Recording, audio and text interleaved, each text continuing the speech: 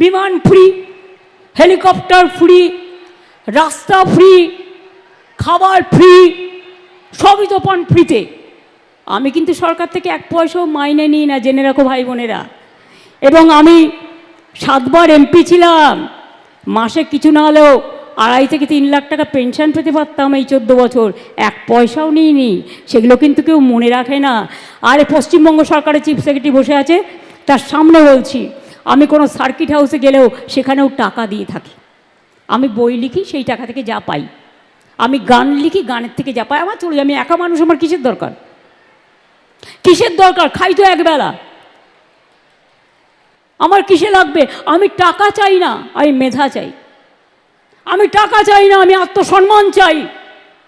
বাংলা মায়ের সম্মানে আঘাত করলে আমার গায়ে আঘাত লাগে।